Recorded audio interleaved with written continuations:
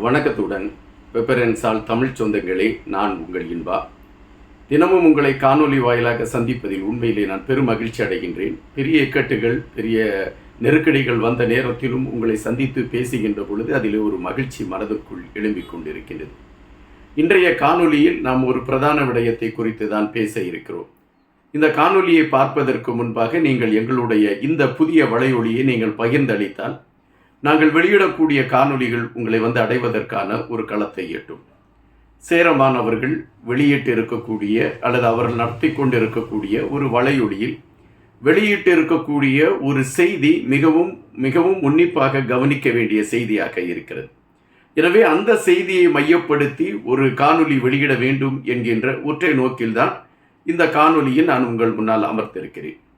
சேரமான் அவர்கள் தொடர்ச்சியாகவே தமிழ் தேசியத்தை மையப்படுத்திய பல பதிவுகளை வெளியிட்டு கொண்டிருக்கின்றார்.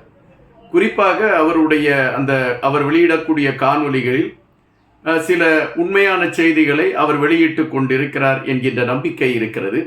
அதுவும் குறிப்பாக ஒரு இயக்கத்தை மையப்படுத்தி, ஒரு விடுதலையை மையப்படுத்தி களத்தில் நின்ற ஒரு மாபெரும் தலைவரை குறித்த செய்திகளை எல்லாம் அவர் வெளியிட்டு கொண்டிருக்கின்றார். அந்த தலைவரின் மகளை குறித்து, அந்த தலைவரின் மனைவியை குறித்த செய்திகளை எல்லாம் அவர் வெளியிட்டு கொண்டிருக்கின்றார்.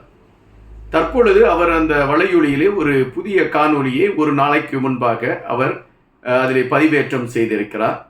அந்த காணொலியில் ஒரு குறிப்பிட்ட சில விடயங்களை குறித்து பேசியிருக்கிறார். அதாவது தலைவரின் மகளுக்கு ஏற்பட்ட நெருக்கடிகள் என்றும் தலைவரின் மகளை அழித்துவிட வேண்டும் என்று துடித்தவர்களுடைய அந்த விவரங்களை குறித்த செய்திகளையும் அவர் பதிவிட்டிருக்கிறார்.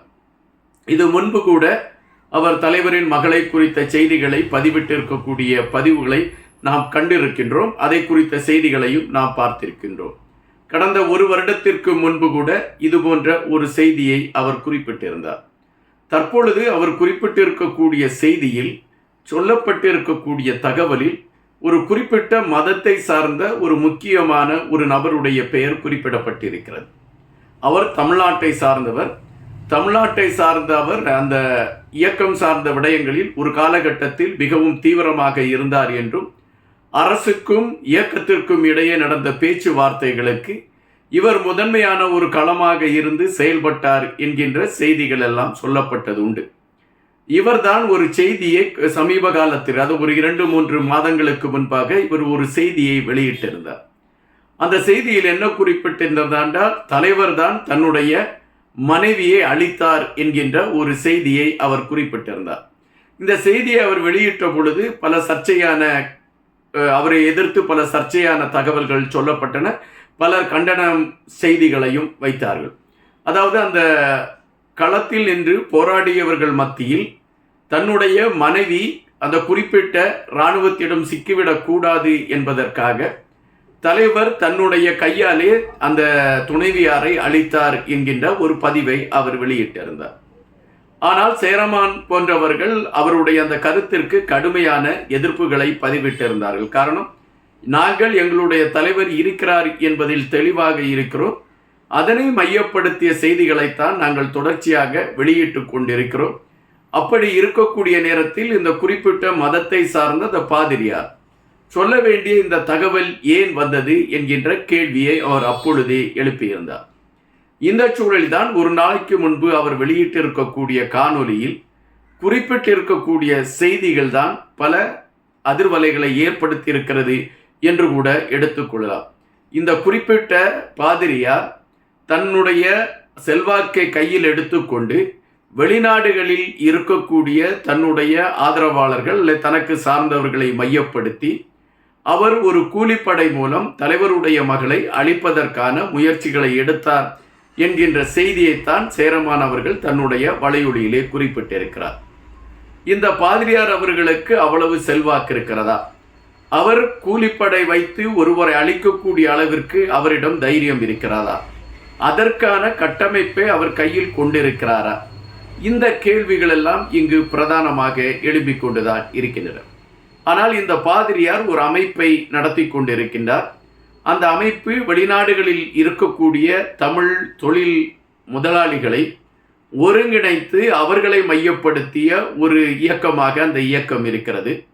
இந்த இயக்கத்தில் பெரும்பாலான வெளிநாடுகளில் வாழக்கூடிய புலம்பெயர்ந்த தமிழர்கள், அதாவது தொழிலதிபர்களாக பெரிய உயர்வான பதவிகளில் இருக்கக்கூடிய பெரும் பண வசதி கொண்ட இந்த புலம்பெயர்ந்த தமிழர்கள் இந்த பாதிரியார் அவர்களுடைய இந்த அமைப்பில் இணைந்து தங்களுடைய தொழில் வளர்ச்சிக்கு அவர்கள் களம் தேடிக் கொள்கிறார்கள் என்கின்ற செய்தி சொல்லப்படுவதுண்டு. குறிப்பாக புலம்பெயர்ந்த தமிழர்கள் எங்கெல்லாம் வாழ்கின்றார்களோ அங்கெல்லாம் சென்று இந்த பாதிரியார் தன்னுடைய இந்த மாநாட்டை நடத்துவது வாடிக்கை என்கின்ற ஒரு செய்தியும் சொல்லப்படுகின்றது. எனவே தலைவரை மையப்படுத்தி சொல்லப்படுகின்ற அந்த தகவலுக்கு எதிரான ஒரு களத்தை உருவாக்கி கொண்டிருந்தவர்களோடு இந்த பாதிரியார் மிக நெருக்கமாக இருந்தார் என்பதற்கு பாதிரியார் சில காலங்களுக்கு முன்னால் சொன்ன அந்த தலைவர் தான் தன்னுடைய மனைவியை அளித்தார் என்கின்ற அந்த கருத்தில் நாம் பாதிரியாருடைய மனநிலையை புரிந்து கொள்ள முடிகின்றது. தற்பொழுது அந்த பாதிரியார் தான் தலைவரின் மகளை அழிப்பதற்கான களத்தை எடுத்தார் என்கின்ற செய்தியை சேரமான் அவர்கள் சொல்கின்ற பொழுது அதில் உண்மை இருக்குமோ என்கின்ற ஐயப்பாடுதான் எழும்புகின்றன.